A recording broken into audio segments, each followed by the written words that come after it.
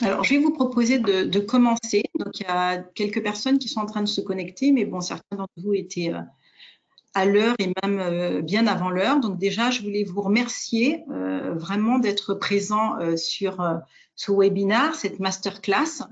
Avant tout, bien sûr, je vous souhaite, et Yalcine et toute l'équipe ESSEC se joint à moi pour vous souhaiter une bonne santé, espérer que vous êtes en bonne santé, que vos proches également sont en bonne santé dans cette période un peu compliquée. Je vous avoue que quand on a choisi ce thème, on pensait qu'on serait aujourd'hui post-Covid et malheureusement, ce thème est toujours d'actualité. Donc là, vous participez, bienvenue à cette masterclass dont le sujet est l'accélération digitale en entreprise, l'accélération de la transformation digitale en entreprise au moment du Covid, avec un angle spécifique sur la relation client et la relation avec les collaborateurs.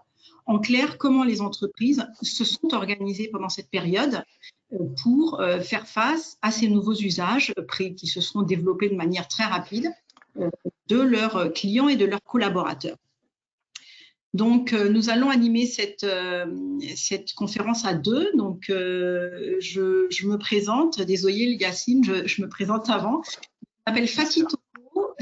Je suis en charge, en fait, directrice académique de l'Advanced Certificate Digital Leadership de l'ESSEC, qui est un programme qui commence, la nouvelle promotion va être lancée le 26 novembre, donc c'est très proche, mais Carole Michelon souhaite vous passer un message, il y a encore des places, donc si ça vous intéresse, vous pourrez contacter, je le rappellerai en fin de conférence, Carole Michelon, à l'adresse michelon@essec.edu, edu comme éducation. Donc voilà, et donc je suis accompagnée de Yalcine qui également donne un cours sur les outils de communication digitale dans ce même programme pour les dirigeants, programme qui est développé au sein de l'ESSEC exécutive. Yalcine, je te laisse te présenter. Oui, bonjour à tous. Je m'appelle Yalcine Afsioglu, je suis directeur de l'expérience client et de l'expérience collaborateur dans la Caisse d'épargne Hauts-de-France à Lille. J'ai en charge en fait dans mon périmètre tout ce qui est lié à la transformation au sens propre, donc ça embarque la transformation digitale. Et j'ai aussi dans mon périmètre, avec moi et mes équipes, on est en charge de retravailler l'ensemble des parcours clients et des parcours collaborateurs et des interactions qui ont entre la façon de travailler pour un collaborateur et le service et l'excellence rendue pour un client. Donc on retravaille tous ces parcours pour essayer de créer une bonne expérience et une émotion positive en fait. Voilà. Mais merci Alcine. Donc c'est voilà important. On va parler de choses peut-être que vous avez déjà entendues, mais j'essaie de restructurer, de synthétiser un peu toutes les informations que vous avez dû aspirer en fait pendant ces différents mois de Covid. Et puis évidemment, Alcine est là aussi pour donner la voix de l'entreprise, expliquer comment les solutions qu'ils ont déployées au quotidien, et ça va permettre justement du coup d'imager un peu les propos que je vais vous tenir en introduction. Donc j'ai envie de commencer en prenant un peu beaucoup même on va dire de hauteur. On est quand même dans un moment globalement, vous regardez les actualités, on a l'impression d'être un peu à bout de souffle, que beaucoup de systèmes en ce moment sont à bout de souffle, système économique, système financier, système politique. On parle beaucoup de la démocratie en ce moment qui, dans certains pays, est un peu chahutée. Et quand j'ai préparé en fait cette conférence avec Yalcine, ça m'a encore plus frappée dans les propos. Et pas pour parler forcément de l'entreprise dans laquelle Yalcine est ou celle dans laquelle je suis, mais globalement quand même une impression que l'entreprise n'échappe pas à tout ça, à ce re-questionnement, cette fin de période, en fait, c'est un peu cette phase de cycle, c'est en fait cette fin de cycle, pardon, et que l'entreprise a eu l'occasion avec le Covid de se re-questionner.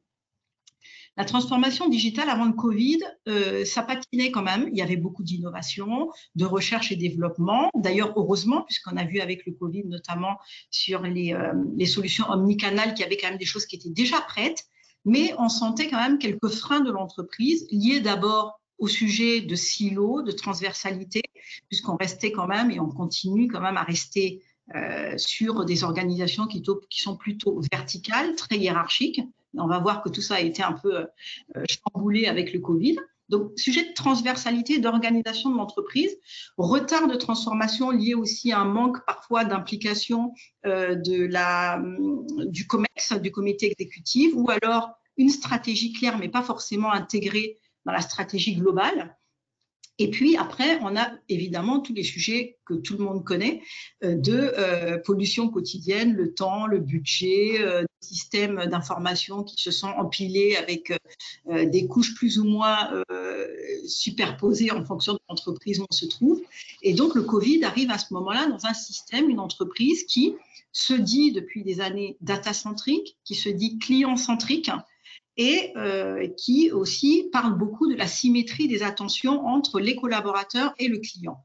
Donc, c'est des choses qui se font. On ne dit pas que les entreprises n'ont pas avancé, bien sûr. Elles ont avancé avec leurs contraintes, avec la complexité de l'environnement dans lequel on vit. Mais le Covid, on va le voir, a quand même bousculé pas mal de choses. Et finalement, tout ce dont on parle et qu'on essaie de faire depuis des années, c'est précipité et finalement dénoué, dans certains cas, en quelques mois, voire pour certains en quelques semaines. Donc du coup, l'entreprise est devenue, a été obligée en fait de devenir résiliente. On va le voir tout à l'heure dans les exemples. L'entreprise a été obligée de changer de temporalité. Ça, c'est quand même très important. Elle a été obligée de se réorganiser complètement. Je voulais partager avec vous en fait une enquête, une restitution qui a été partagée par Usine Digital. C'est l'éditeur américain AppDynamics qui a interrogé 1000 DSI dans le monde, dont 10 entreprises françaises. Et en fait, on a demandé aux DSI comment ils avaient vécu cette période. Et 95% d'entre eux ont dit que leurs priorités ont changé. 81% d'entre eux ont dit que le Covid a été la plus grande source de pression technologique et 74% d'entre eux ont dit que les projets qui mûrissaient, qui étaient préparés depuis plus d'1 an, ont vu finalement des validations des dirigeants en 1 ou 2 semaines, alors que ça attendait depuis quand même plusieurs mois. Donc, on voit bien qu'on se posait déjà les bonnes questions, qu'on avait les bons réflexes, que les innovations se mettaient en place avec plus ou moins de maturité et que tout a été basculé.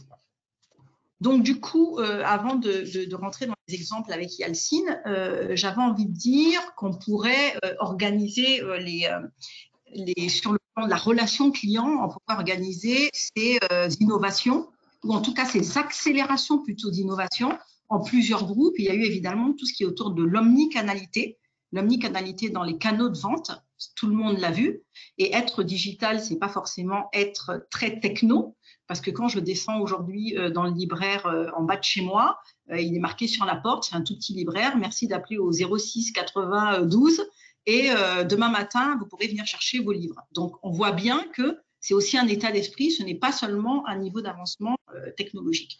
Donc, effectivement, il y a l'omnicanalité avec le click and collect, le web to store, des choses qui étaient plus ou moins en place, qui s'est accélérée, voire qui est devenue la proposition de valeur principale des entreprises.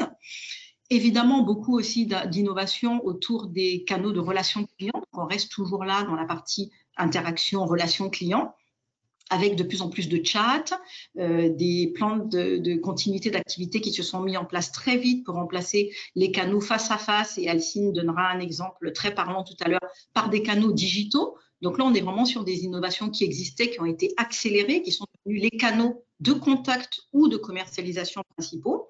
On a eu aussi beaucoup d'innovations, on en parle beaucoup moins, mais ça a touché tous les clients, et vous le savez en tant que client, les innovations de process, donc tout ce qui est autour du contactless au niveau du paiement qui s'est accéléré, et puis tous les process au niveau de la supply chain qui ont aussi touché les clients plus ou moins directement. Ça veut dire avoir l'état des stocks en temps réel, surtout donner la visibilité en temps réel aux clients de l'état des stocks et des délais de livraison. Voilà aussi des innovations de process dont on a moins parlé, mais qui sont réelles. Et Yalcine en donnera aussi un exemple tout à l'heure. Accélération de la numérisation des process. Et il donnera l'exemple de la signature électronique dans le milieu bancaire.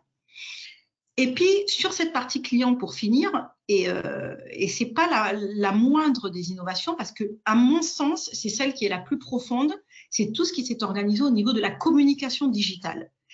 C'est-à-dire que ça faisait un moment qu'on se disait il faut communiquer avec les clients, il faut les écouter, il faut les entendre, que des organisations, des process, des fonctions avait été créé au niveau du feedback management, de l'écoute client et de la communication digitale. Et là, tout d'un coup, on s'est rendu compte, et on aura l'exemple tout à l'heure, qu'il fallait du temps réel tout de suite, l'écoute des émotions des clients. C'était qu'est-ce qu'ils pensent, rétablir la confiance, ne jamais perdre finalement le lien avec le client. Comme si, avant le Covid, on se disait, le client est venu en janvier et revient en février, je vais prendre finalement son pouls, sa tension en janvier et en février. Et là, on se rend compte qu'on ne veut plus du tout manquer aucune rupture. On doit être là à tous les moments, même quand il ne nous parle pas, parce qu'à distance, finalement, la relation humaine, et ce sera le mot d'espoir un peu qu'on aura à la fin, mais c'est un peu tôt pour le dire, la relation humaine devient encore plus importante quand on est à distance.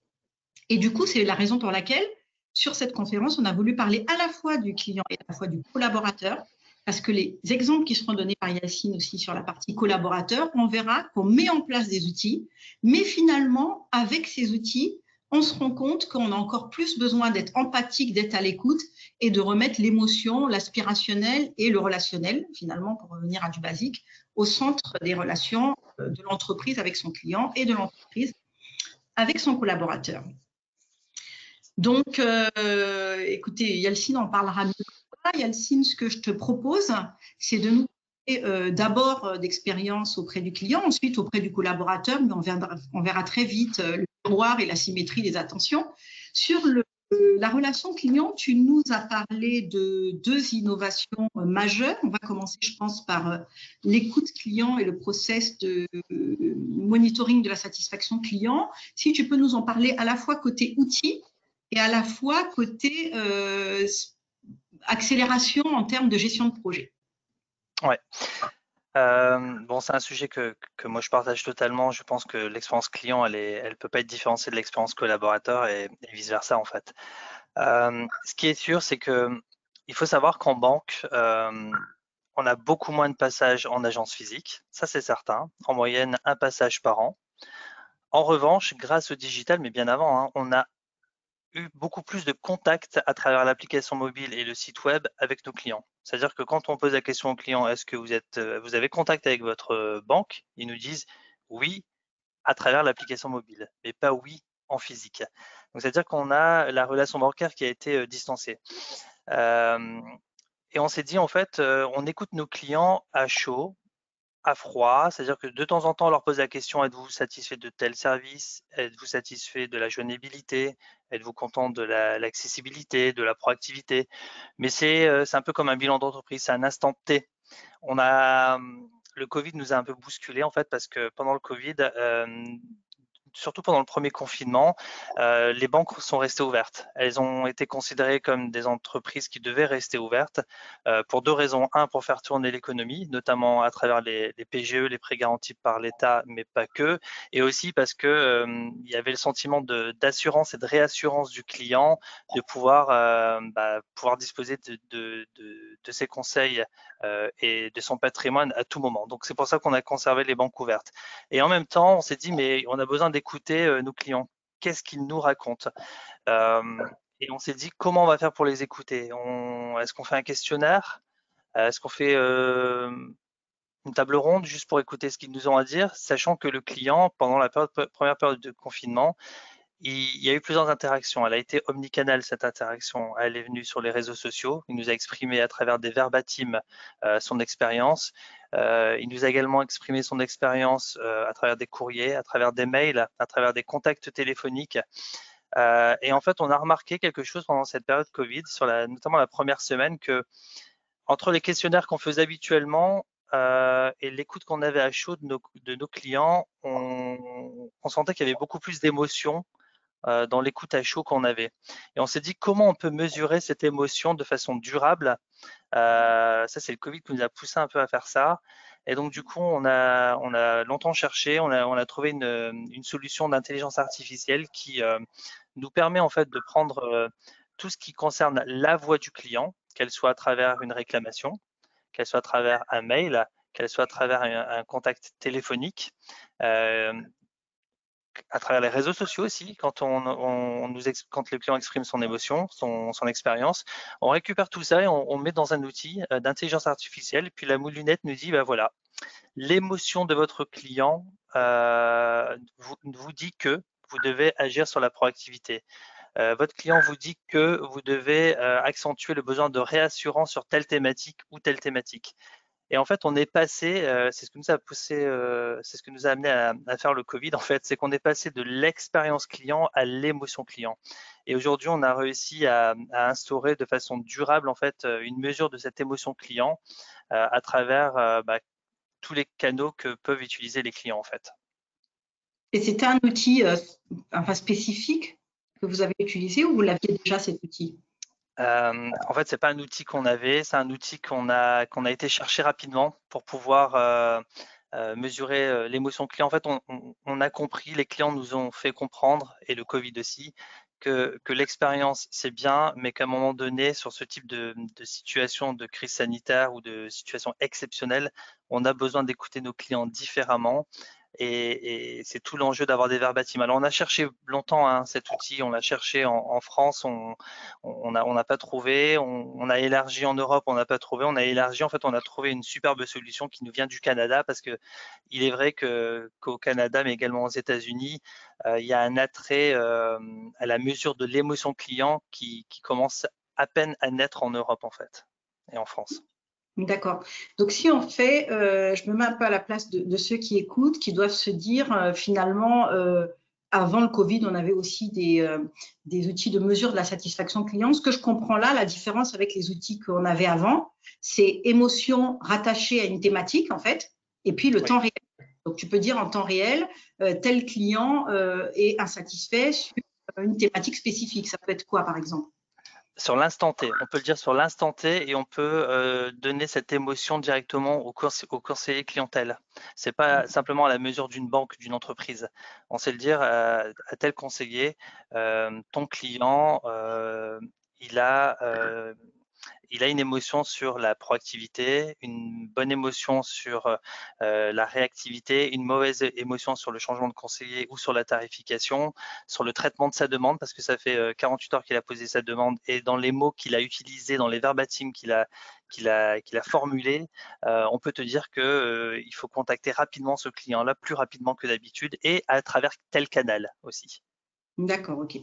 Donc, c'est quelque chose qu'on aurait pu faire avant le Covid, mais c'est l'accélération aussi, la manière dont le s'est On, lancé, qui a été on l'a spéciale en fait.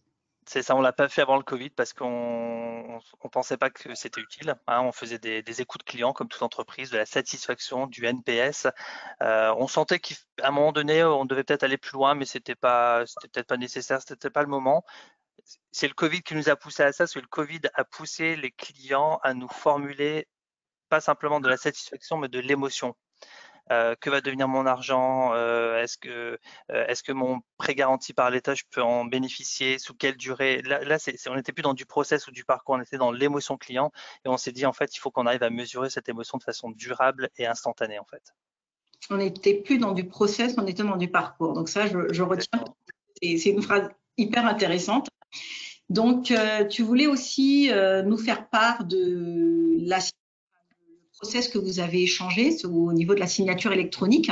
Est-ce que tu peux nous en parler et puis nous dire aussi en termes d'accélération en quoi c'était spécifique?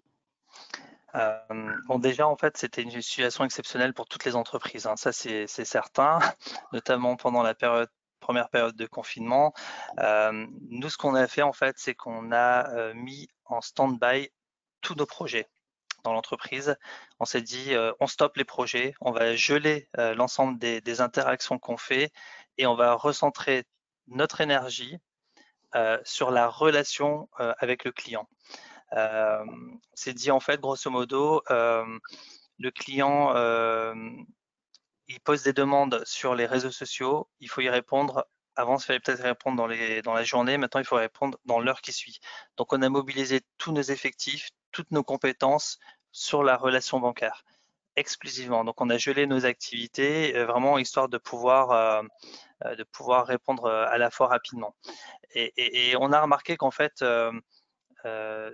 toute cette réorganisation qu'on a pu mettre en mode task force en fait, task force sur les réseaux sociaux, task force sur la réorganisation, task force sur le télétravail, parce que évidemment, comme beaucoup d'entreprises, on est passé aussi au télétravail. Et on réfléchit faire du télétravail aussi également pour les agences bancaires, par exemple. Et toute cette task force-là, toute cette réorganisation nous a amené à abandonner un certain nombre de projets, à nous recentrer vraiment sur la relation bancaire. Ça a été fort en émotion interne à l'entreprise parce que pour une fois, on ne s'est pas dispersé, on était tous dans le même bateau au service du client. C'est pour ça qu'on a des délais et on a une mesure à la fois de l'émotion et de l'expérience client qui est extra bonne pendant la période du COVID en fait. D'accord. Donc, sur la partie écoute client, c'est plutôt le choix d'un outil puissant qui a été choisi très vite.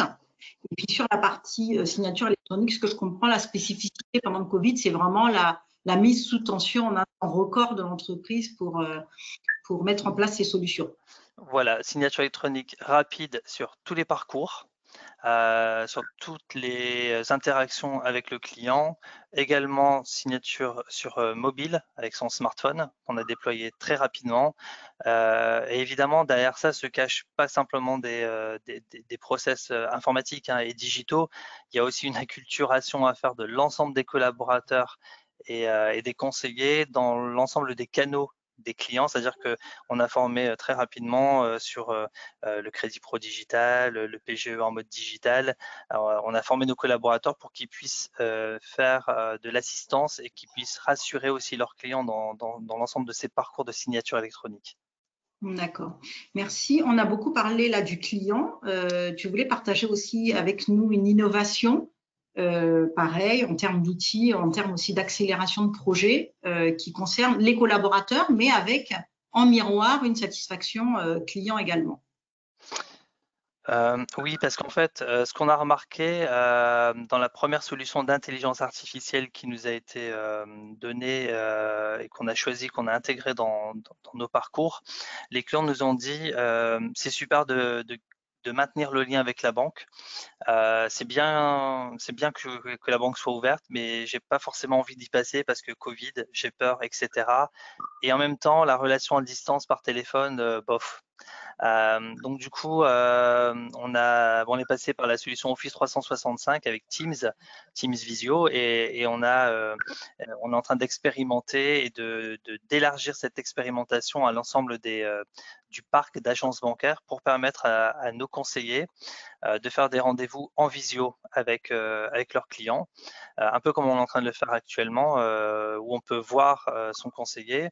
On a aussi tenté d'élargir nos horaires d'ouverture et de fermeture d'agence pour coller au plus proche des moments clés de la vie des clients et pas imposer un moment clé de la vie de la banque à nos clients.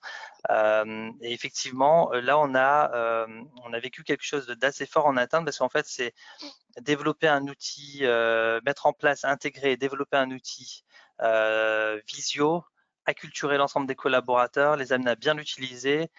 Donc là, on est vraiment dans l'expérience collaborateur, mais qui est en fait une finalité sur l'expérience client quelque part. D'accord. Du coup, qu'est-ce qui va, enfin, sur cette expérience collaborateur, on parle d'un outil, finalement, on parle de visio. Qu'est-ce que ça va changer en fait? Parce que est-ce que c'est durable? Est-ce que c'est quelque chose qui va rester? Est-ce que le Covid s'arrête du jour au lendemain? On trouve un vaccin, on reprend notre vie comme avant, j'ai envie de dire. Est-ce que les conseillers bancaires repartent en agence, coupent la caméra et se remettent en face à face avec leurs clients? En fait, c'est certainement le plus gros du sujet sur lequel nous bouscule beaucoup le Covid, mais je pense dans le bon sens. C'est-à-dire qu'on a fait des choix et on se pose des questions. Les choix qu'on a pu faire, c'est déjà de passer beaucoup de nos collaborateurs en télétravail. Euh, Au moins ceux qui travaillent dans les services centraux, au moins 2 jours par semaine pour faire du télétravail maximum. C'est-à-dire que si tu souhaites faire un seul jour, c'est possible aussi. Et le reste, en présentiel parce qu'effectivement, on a besoin aussi, comme tout à chacun, de pouvoir collaborer, échanger en face à face et de façon collégiale.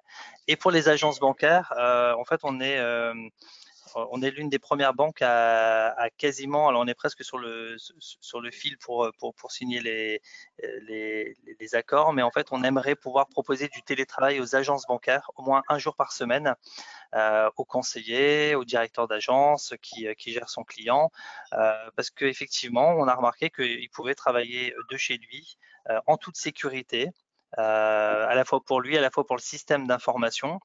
Et donc ça, c'est quelque chose enfin, on pense que ce sera durable, cette façon de travailler. Maintenant se pose la deuxième question, c'est quel est l'avenir de l'agence bancaire en fait quelque part. Est-ce qu'elle est que physique? Est-ce qu'elle est qu'à distance? Est-ce qu'elle est totalement digitale? Est-ce que c'est un mix de tout ça? Et c'est beaucoup de questions qu'on se pose.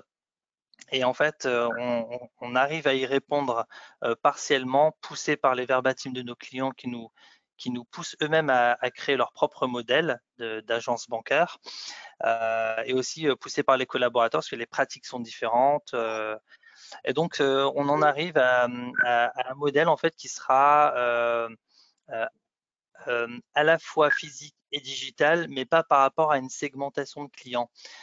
Parce que longtemps, les banques ont qualifié des clients par rapport à une segmentation en fonction soit du profil, soit du métier, par exemple fonctionnaire, pas fonctionnaire, donc on a des offres différentes, etc. Donc c'est ce qu'on appelle une segmentation. Et aujourd'hui, on réfléchit à aller beaucoup plus loin, poussé encore une fois par le Covid. En tout cas, ça accélère à pouvoir plutôt avoir un profil du client. Dire voilà, ce client-là, il consomme la banque de telle manière, par exemple exclusivement en face à face, et puis le client B, lui, consomme la banque de façon totalement digitale et il n'a pas besoin de passer en agence bancaire, et puis d'autres consomment que de la visio et d'autres ne souhaitent pas de la visio, un peu en fonction du comportement, ce qu'on appelle nous le profilage. Et je pense qu'en fait, on profilera nos agences bancaires en fonction du profil du client qu'on espère pouvoir déterminer le plus fiable possible dans la durée. Mais ça bouscule vraiment l'agence bancaire de demain, quoi, ça c'est certain. Et du coup, ça réinterroge aussi la relation entre le digital et le monde physique. Tu as bien répondu, mais le digital finalement et l'humain. Est-ce que ça vous pose des questions sur le bon équilibre? Alors à ce jour, il y a un équilibre qu'on maîtrise totalement, mais c'est pas nous qui l'avons décrété.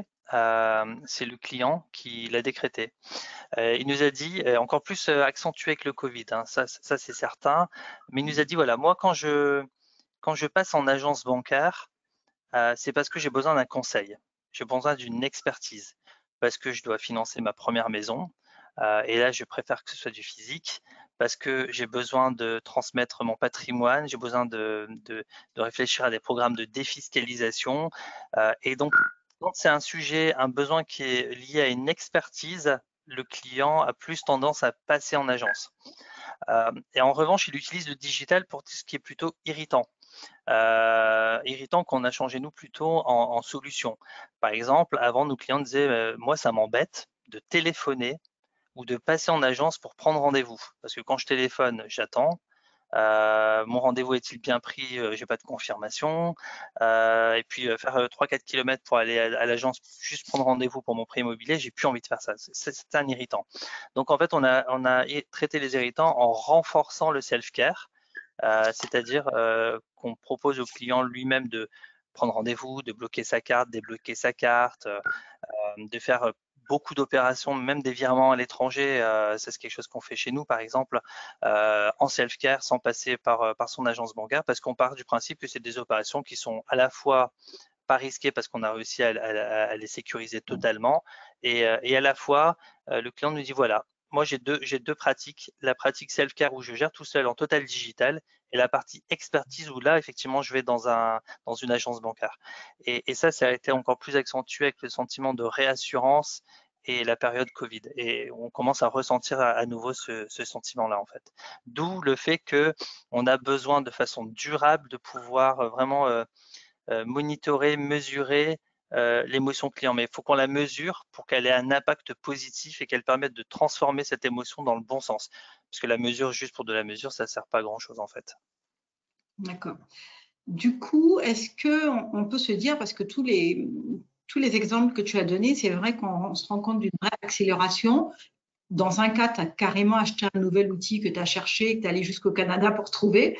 Donc, on peut dire quand même que c'est des innovations, mais on a quand même l'impression que les graines d'innovation existaient déjà, parce que la numérisation, la lettre, le courrier, la signature électronique, la visioconférence et les outils d'écoute client, ils existaient déjà. Donc, est-ce que tu as l'impression que finalement, il y avait toutes ces graines d'innovation et qu'il suffisait d'une situation un peu exceptionnelle pour accélérer? Ou est-ce que tu as eu l'impression que ça pouvait aller encore beaucoup plus loin et qu'on était quand même en retard sur la transformation digitale?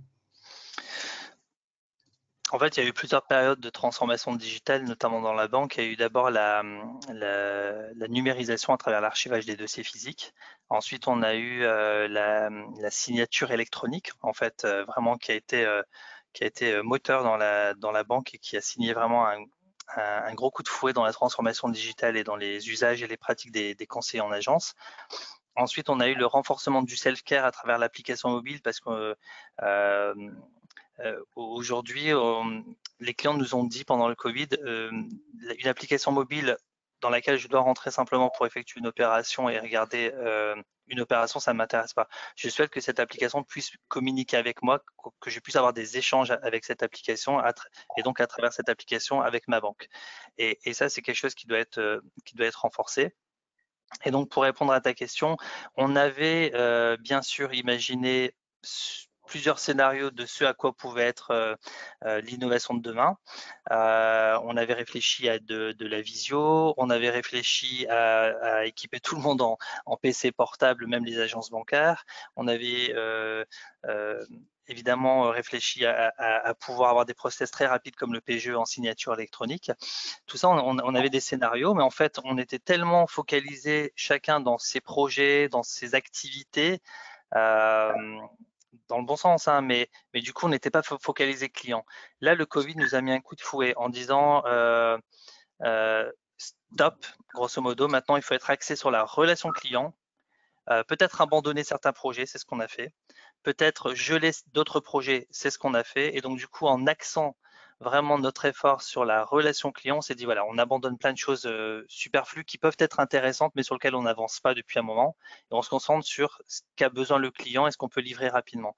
La seule innovation qu'on n'avait pas imaginé, c'est comment on peut mesurer l'émotion du client. Celle-là, moi, je l'avais, pourtant, je travaille dans le pôle transformation et innovation. J'ai en charge ce pôle-là et j'avais même pas imaginé qu'on pouvait mesurer de façon durable à l'instant T l'émotion client. Et ça a été, je pense, la plus belle découverte pendant le Covid et le plus bel engagement pour les clients, en tout cas. Merci.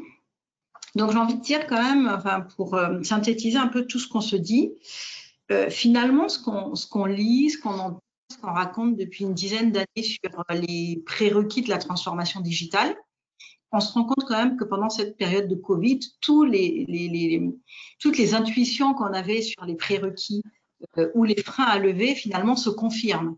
On se dit finalement la transformation digitale, ça va beaucoup plus vite quand l'organisation est plus horizontale, parce que finalement, tu as parlé beaucoup de réorganisation autour du projet, de tout le monde tendu vers les mêmes objectifs et la validation va plus vite. On a parlé aussi de temporalité et on sait aussi que c'est un frein à la transformation digitale, le fait qu'on va beaucoup moins vite que le rythme d'évolution des technologies. Donc là, finalement, on a été assez vite, on a même été très vite pour capter tout de suite les innovations jusqu'à aller chercher au Canada une solution. Donc c'est encore un frein qu'on a levé. Le côté transversalité et multidisciplinarité aussi. On a toujours dit, on a toujours écrit, on le savait tous, mais ça a mis plus ou moins de temps à se mettre en place, que finalement, un des prérequis pour réussir sa transformation digitale, c'était d'avoir des équipes multidisciplinaires, de redonner un peu le pouvoir, pas seulement aux managers, mais aussi aux sachants. Peut-être que tu pourras en parler. Et puis, globalement, on voit quand même, et c'est un peu aussi un message d'espoir, même si c'est très difficile pour certains acteurs de l'économie, on voit quand même une espèce de création de nouveaux services, on voit des choses qui disparaissent, des choses qui apparaissent, hein, sans vouloir faire d'allusion à la destruction créatrice. Mais globalement, quand même, on se rend compte que finalement, tous ces freins, il suffisait peut-être presque de les lever pour pouvoir accélérer la transformation digitale. J'insiste quand même pour ceux qui peuvent le faire, parce qu'il ne faut quand même pas oublier qu'il y a tout un pan de l'économie de petits commerçants qui n'ont pas forcément la possibilité de capter ces innovations, de les déployer et d'en profiter, surtout dans des périodes très courtes. Donc, n'oubliez pas, comme je disais tout à l'heure en début de conférence, que parfois votre libraire a juste un numéro de mobile sur sa porte. Ce n'est pas de la transformation digitale, mais c'est une manière aussi d'être beaucoup plus résilient et de se transformer. Donc, il faut aussi penser à ces petits acteurs de l'économie qui font aussi des efforts avec beaucoup de moyens moins importants que ceux dont on vient de parler. Je crois que tu n'as pas envie de rebondir sur le côté, la place du manager versus le sachant, enfin un peu ce moment-là. Exact. En fait, comme dans beaucoup d'entreprises, avant le confinement, le leadership passait par le fait d'être manager. Alors, ça, encore plus en banque, hein, parce qu'on est directeur d'agence, on est directeur de l'innovation, de la transformation, de l'IT, enfin de l'informatique, etc. Et donc, il y avait une place importante au leadership à travers le fait d'être manager. Le Covid est venu, première période de confinement, il fallait prendre des décisions rapides. Abandonner des projets, se recentrer sur les clients, déployer la Teams Visio parce que pour les clients et les collaborateurs, déployer l'intelligence artificielle. Et là, on a remarqué que c'est pas le manager qui a porté tout ça. Chacun a été dans son rôle.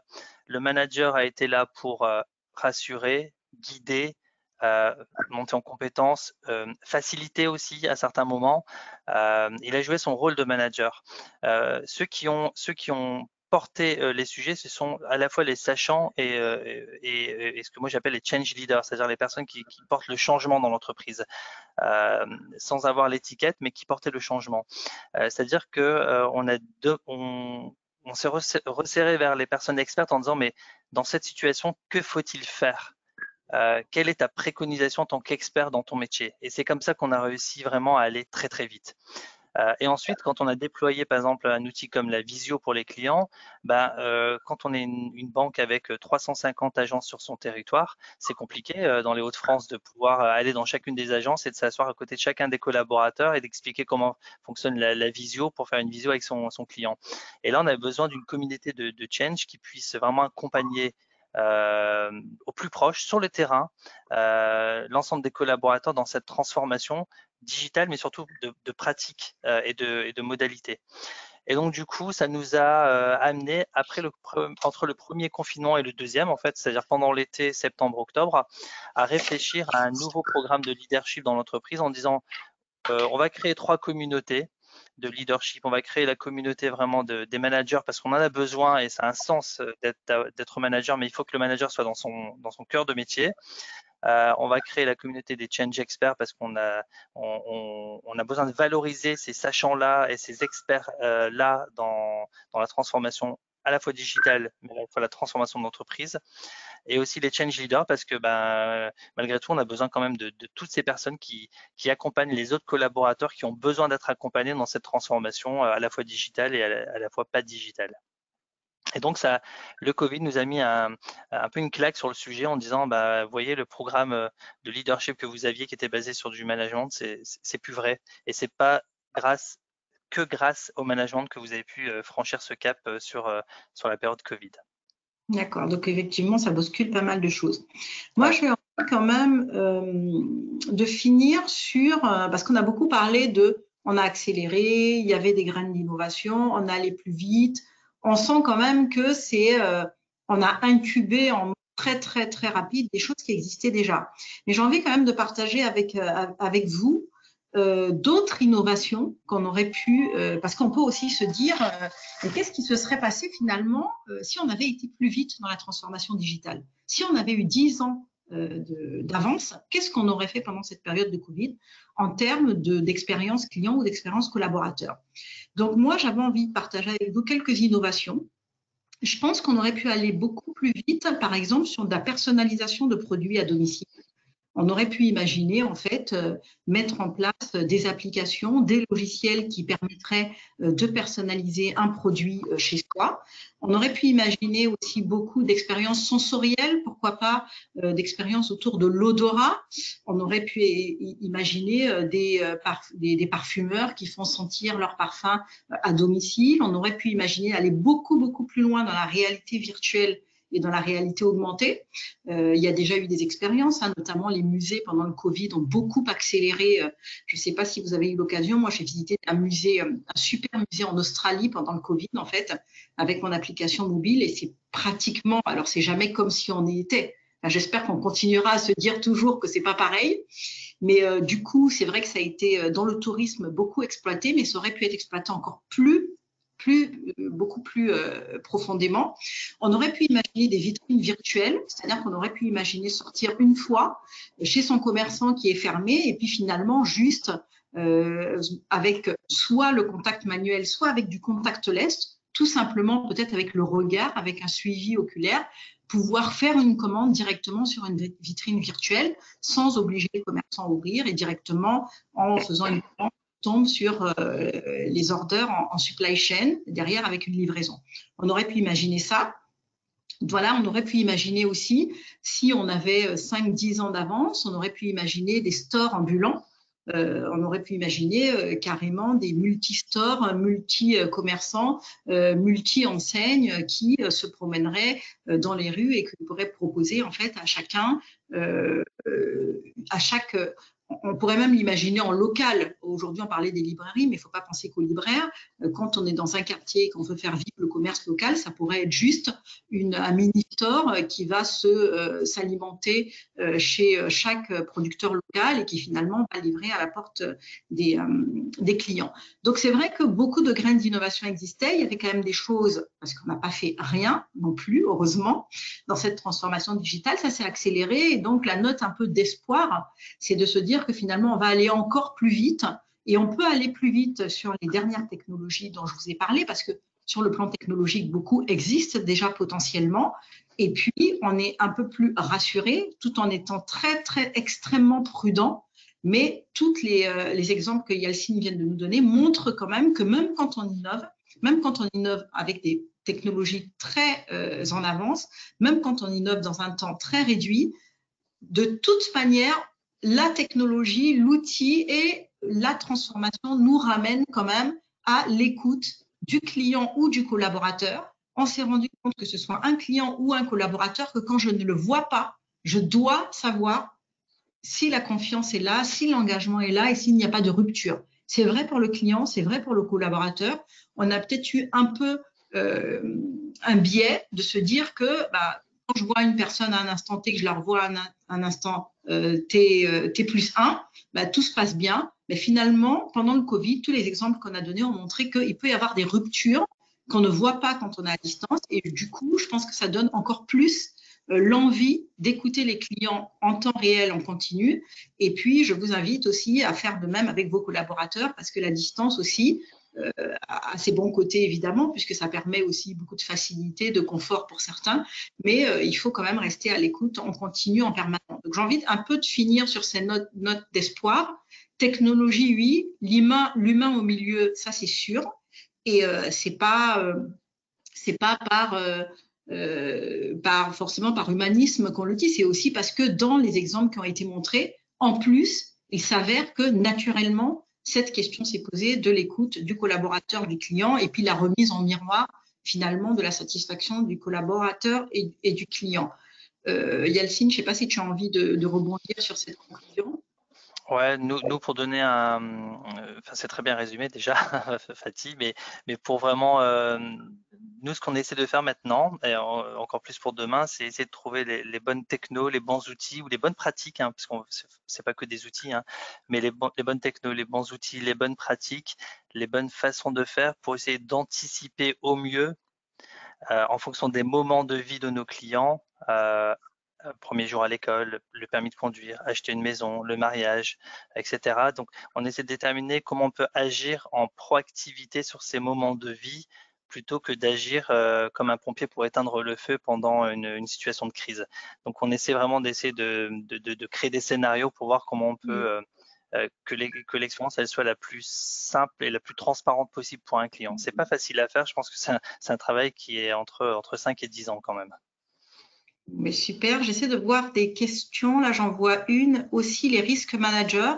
Je suis pas sûre désolée de comprendre la question parce qu'évidemment, c'est sur un espace assez restreint. Les risques managers, alors je crois comprendre que on dit sur le sujet d'être à l'écoute de son collaborateur. Évidemment, être à l'écoute des collaborateurs, ça veut dire les managers sont aussi des collaborateurs. Il faut effectivement, parce que… J'en ai Pardon. pas parlé, mais on avait offert à tous les collaborateurs, y compris les managers, des masterclass entre midi et 2 et en fin d'après-midi sur la sophro, le jardinage, la couture, comment s'occuper de ses orchidées, etc. pour maintenir le lien et pour aussi casser les silos entre le fait d'être manager et pas manager. On avait besoin de se retrouver sur des thématiques qui étaient un peu différentes. Et c'est vrai qu'on a créé des ateliers. On avait fait même un appel à nos collaborateurs en disant avez-vous des passions que vous souhaitez partager? Et en fait, les ateliers, les masterclass ont été animés par les collaborateurs pour les collaborateurs. Et c'est vrai que dans ces moments-là, il y avait et manager et non manager en fait. Alors, on me pose une question sur les horaires décalés. Oui, alors en fait, actuellement, on fait des horaires qui sont un peu décalés, c'est-à-dire on va fermer certaines agences à 19 heures, d'autres agences à 17 heures aussi, des fois un peu plus tôt.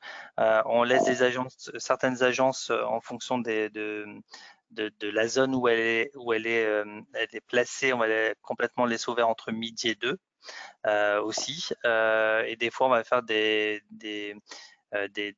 horaires entre 9 et 19 heures de façon continue avec un certain nombre de collaborateurs qui travaillera sur des tranches d'horaires différentes.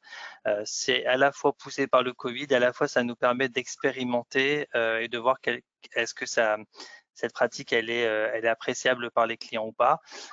On avait la croyance de dire qu'on aurait beaucoup de rendez-vous, beaucoup d'interactions entre 17 et 19 heures. En fait, c'est complètement faux.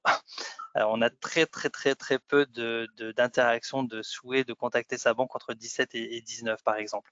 Donc on expérimente, c'est du test and learn.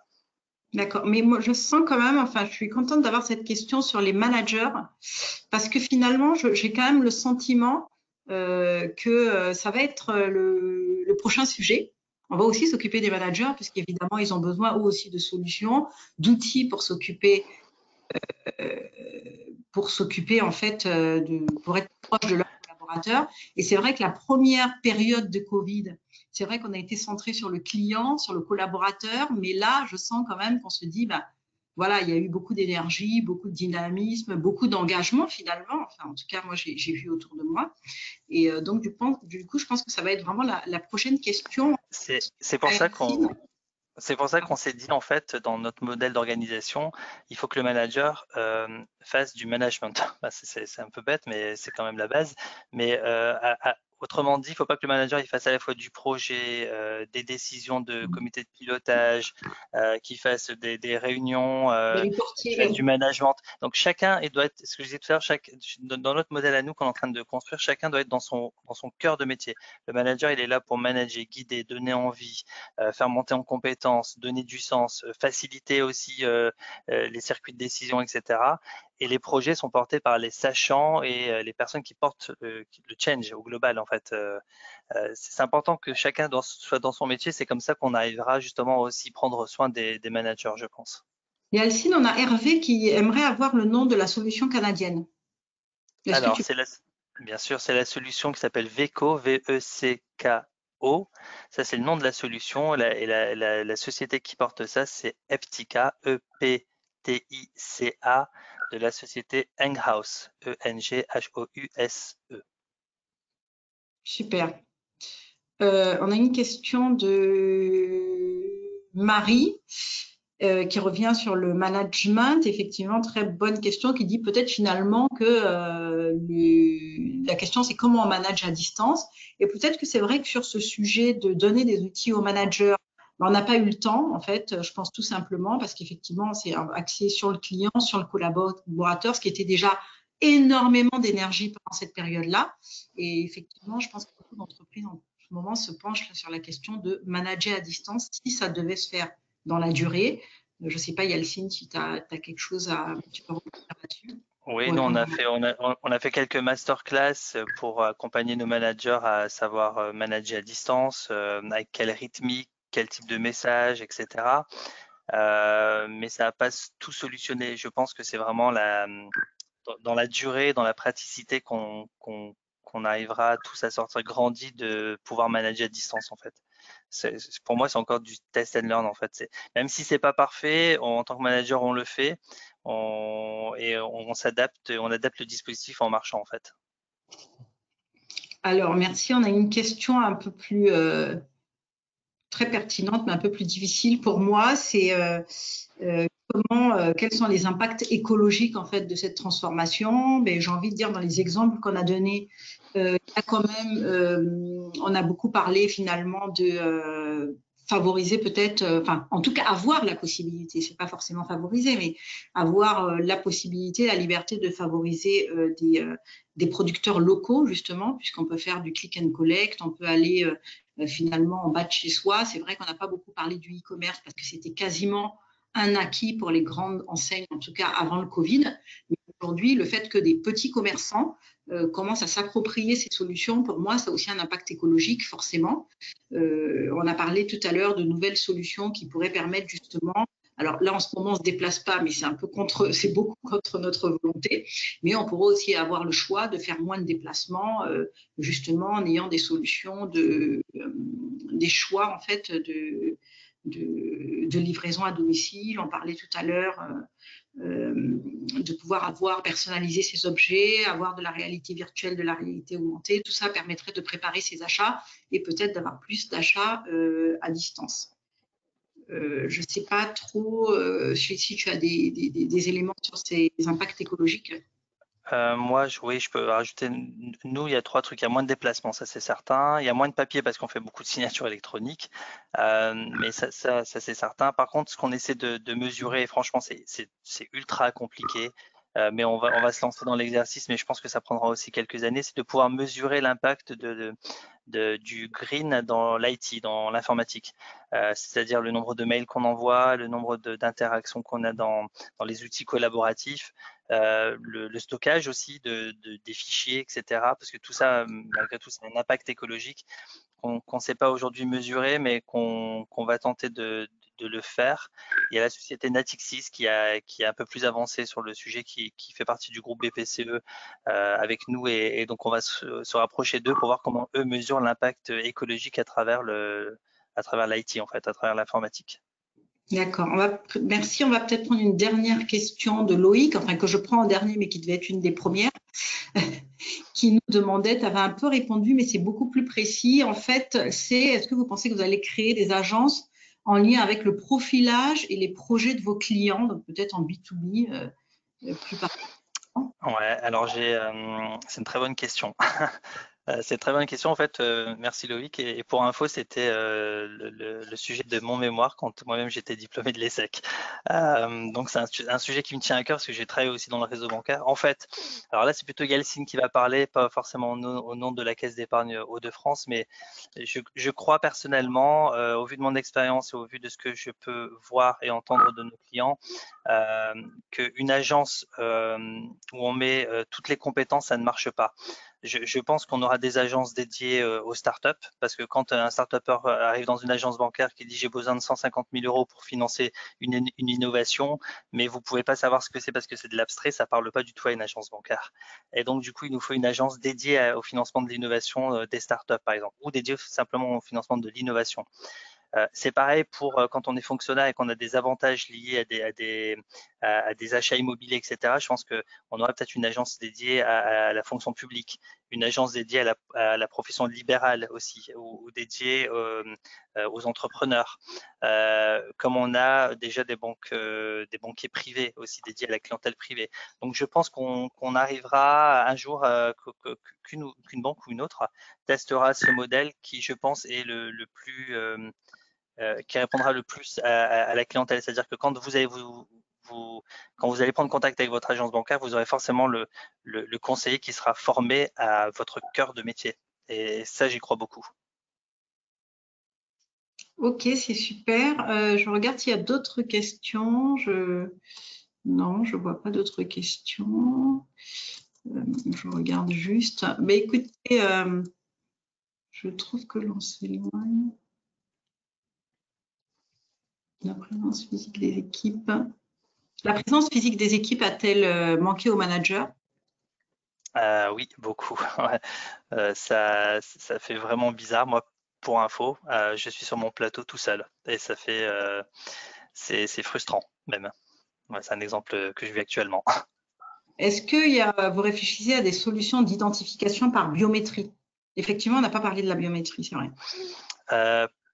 En fait, on voudrait la tester pour les collaborateurs en laboratoire avant de l'imaginer pour des clients, notamment pour accéder au siège de la caisse d'épargne, mais également pour réserver une salle de réunion. En fait, on voudrait tester des petits usages comme ça en chambre avec nos collaborateurs avant de voir ce à quoi pourrait ressembler la biométrie pour nos clients. Ok, merci. Écoutez, je crois qu'il n'y a plus, je regarde, il me semble qu'il n'y a plus de questions. Mais écoutez, il me reste à vous remercier, vraiment remercier déjà tous les participants parce que je vois quand même en termes de connexion que vous avez été très fidèles pendant toute cette heure, que tout le monde est bien resté connecté. Il est quand même 19 heures, donc on vous remercie beaucoup pour votre attention. On espère que ça vous a plu. Donc je vois vos retours. Je regarde, il y a innovation. Ah oui, comment mesurer le ROI des innovations? Je n'étais pas sûre de y répondre en une minute. Est-ce que tu as une réponse dessus, Yalcine? Oui, je pense qu'il ne faut pas le mesurer. Parce qu'à partir du moment où on souhaite le mesurer, ça nous freine un peu dans l'innovation. Ah, c'est une question, c'est une réponse c'est une réponse d'un Surtout pendant directeur cette innovation. période, pendant cette Ouais. période, on ne peut pas en plus prendre le temps de mesurer le ROI, mais par contre, c'est une bonne question. Ça pourrait faire l'objet d'un webinaire parce qu'il commence à y avoir des vraies mesures, des vrais indicateurs de mesure de l'innovation. Mais c'est vrai qu'en période de Covid, je pense que ça commençait à faire beaucoup d'objectifs. En fait, on arrive à le mesurer après l'innovation. Quelques mois après, on sait le mesurer. Par contre, on n'arrive pas à mesurer en prédictif. D'accord. Donc, je voulais tous vous remercier, tous les participants. Bien sûr, remercier Yalcine parce que franchement, c'était très, très concret, très intéressant. Remercier l'équipe ESSEC, Vanessa, qui nous suit et qui a organisé le webinaire. Carole Michelon, je vous redonne son adresse, michelon@essec.edu, edu comme éducation évidemment. Et Carole Michelon est à votre écoute si vous êtes intéressé pour l'Advanced Certificate Digital Leadership pour les cadres dirigeants qui est proposé par l'ESSEC et dont je suis la directrice académique et Yalcine intervenant également dans ce certificat ESSEC exécutif. Il me reste à vous dire, écoutez, je vous souhaite plein d'innovations en fait, plein d'innovations, plein d'engagement dans vos actions et du courage. Prenez soin de vous et puis on espère vous revoir bientôt. J'ai failli dire dans les murs de l'ESSEC ou dans un webinaire de l'ESSEC à distance ou en physique, en tout cas avec l'ESSEC. Merci beaucoup à tout le monde et à bientôt. Merci à tous, à bientôt. Merci Yalcine et merci à vous.